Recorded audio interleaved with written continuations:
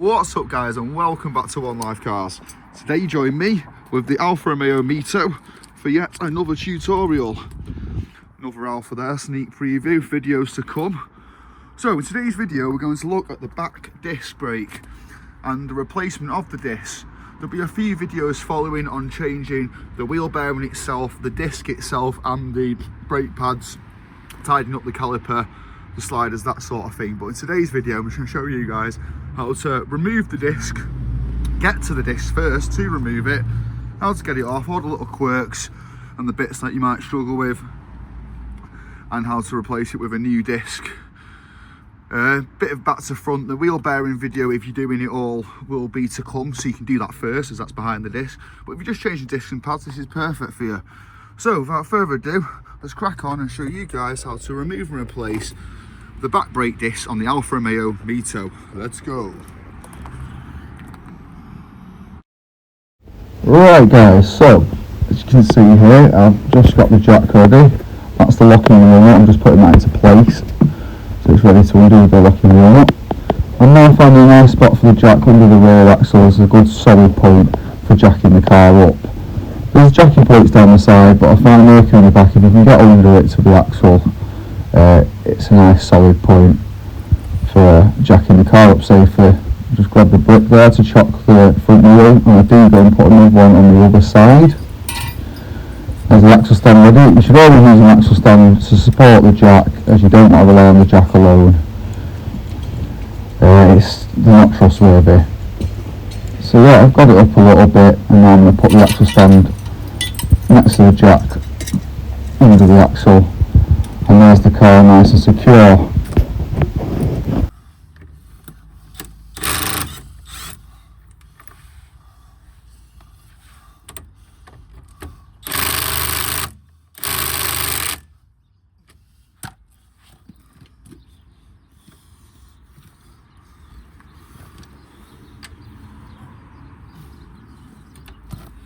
For this, I should have done this before I jacked it up, so what we'll do is put the handbrake back on for a minute.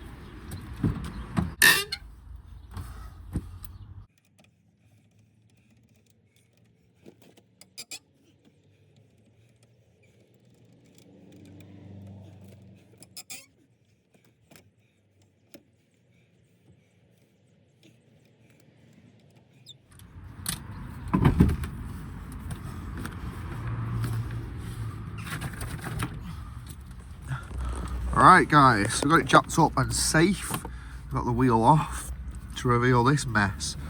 This is what happens when you let your rear pads or front pads wear down too far and the pad disappears completely, so we can just about see in there, and you end up with just a metal back plate grinding into your disc.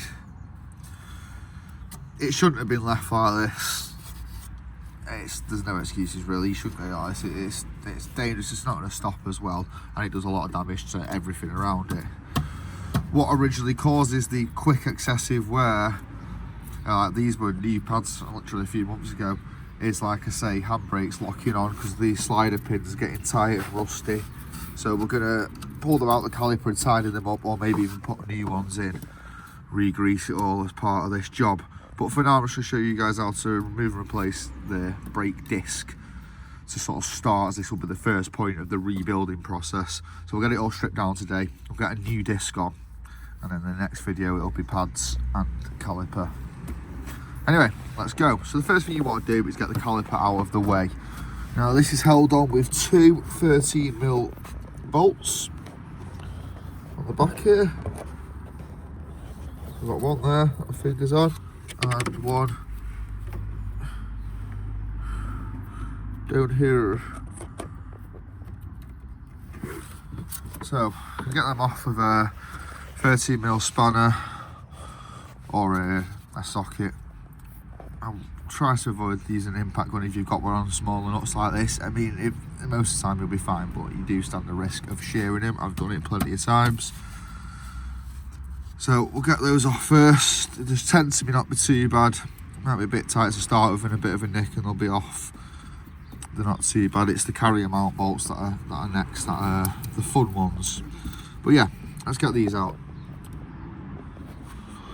Welcome to a mechanic's view at the speed of the sky or under a car.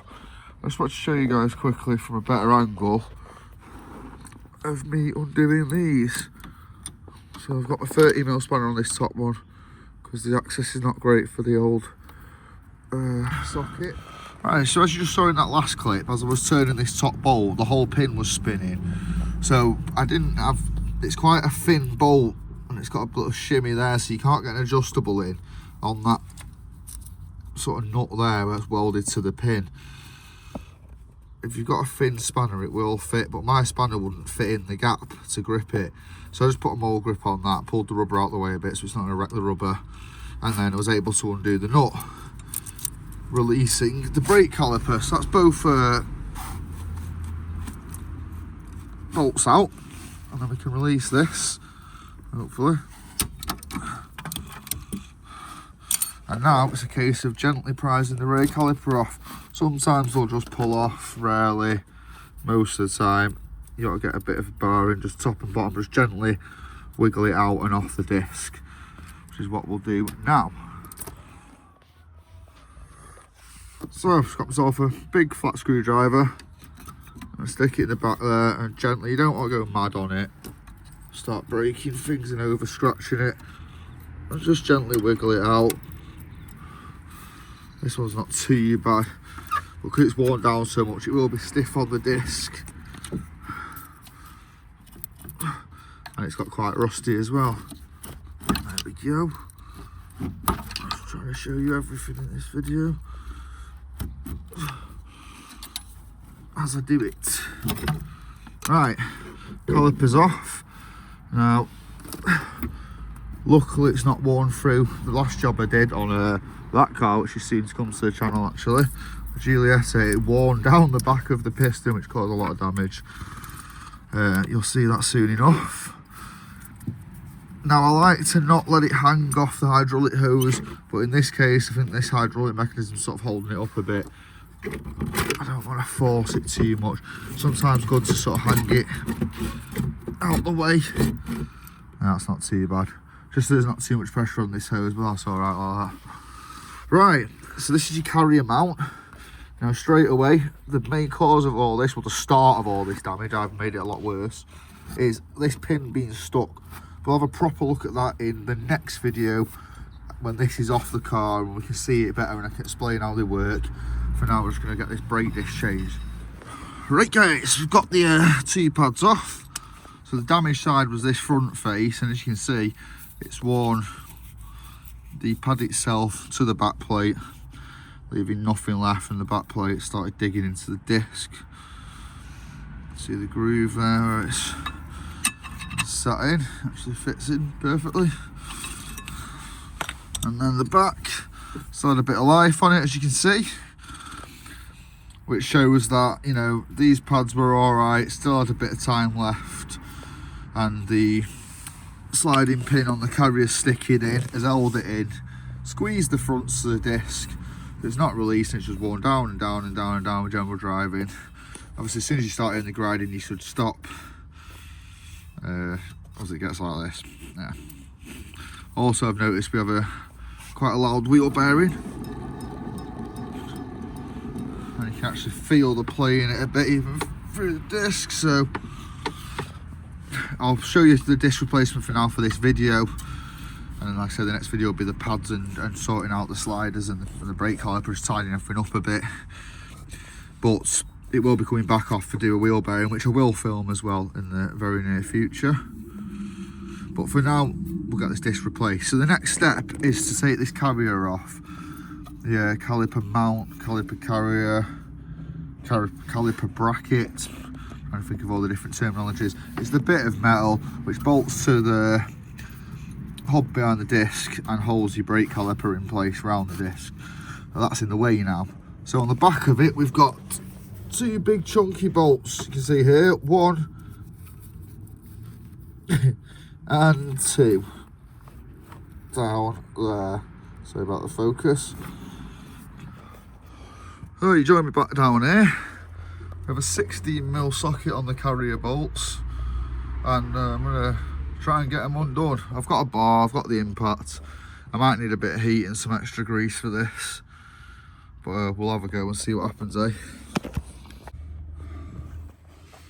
Alright, as you can see here, we've got the ratchet on the 16mm. It took a bit of persuasion. I tapped the ratchet a bit with my lump hammer to sort of try and break the rust a bit, and that worked and it came undone. So we'll just repeat the process on the bottom bolt and we can pull this carrier off, have a quick look at it and look at changing the disc itself. So we have one of the 16mm bolts out. So I'll do the other one, which I've already loosened, just kept some off in so it didn't spin. And there you have it. That is the caliper carrier off the car. Now in the next video we'll show you how to tidy these pins up, make them work properly again, as this one sees solid and you need them to slide in and out like so. So they're meant to adjust in and out as the caliper contracts in and out off the disc.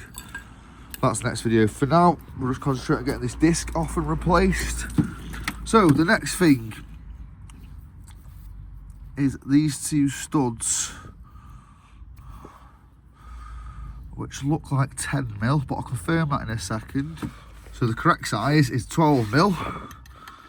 A socket here, even a normal one fits over enough to get a wrench run impact. I'm just gonna, for the sake of I'm filming, it's probably not advisable. Alright, so it's just coming off that. So the trick is, if you don't have the long socket, which I do have somewhere but not to hand, is to get the socket on and just send that in enough to grip if it keeps still. It's a lot easier with one hand when you're not trying to film it. And then just put that in just enough. I'm going to do this off camera so I don't round the thread. And then that covers you for not having a deep enough socket, because if I clip that all the way in to the gun where it should be, it's just floating off the nut, because obviously it's hitting that pin. So yeah, I'll get them off and we'll have a look at getting the disc off. It should just come off after. Sometimes it needs a bit of a knock. A gentle tap round, you don't want to start levering it. Now I've got to do the wheel bearing and the disc is knackered and all sorts on this, so I'm not too fussed about smacking it with a hammer. But if you're going to tap it, try and tap it methodically round, just little taps round it. Don't start levering it on one side because you'll damage something else. So as you can see here, we've got these two studs undone and out. Put them to one side. Have a look at the disc itself. I'll see if it just comes through. Yeah, that was lucky. Not always that easy. But this is your hub and wheel bearing inside there. There's your ABS sensor, if you like to know. And the disc itself, which has definitely seen better days. I mean, the back's not great, but it's not horrific. But obviously that side is very much dead. So we'll get a new disc out. We'll look at getting that on. The one thing I would recommend is just get your wire brush and giving this a little clean up all around here, the mating surface, the contact surface of the disc. Just tidy it up for what it's worth while it's off, as it's a rare chance to get behind it. So I've tidied up the back of the hub. I've stuck the front of the hub, should I say. Put the new disc into place, lined up the holes, as you can see there. Make sure your stud holes are lined up. It's just a case of screwing the pins back in line with each other like that, and nip them up gently. Don't overdo them, you don't need to go mad. Just make them tight. And that is a new disc installed on the Alfa Romeo Mito. Now there will be following videos with the brake pads and the caliper sliders and the whole works, and there will be a wheel bearing video in the future, but this was the first one you're going to see in this little ongoing episodes of sorting this car out. There's loads of work to do, and they'll all be on videos for you guys. But thanks for watching. I hope you found this useful. That is how to remove and replace the rear brake disc on the Alfa Romeo Mito. Until next time, thanks for watching and peace.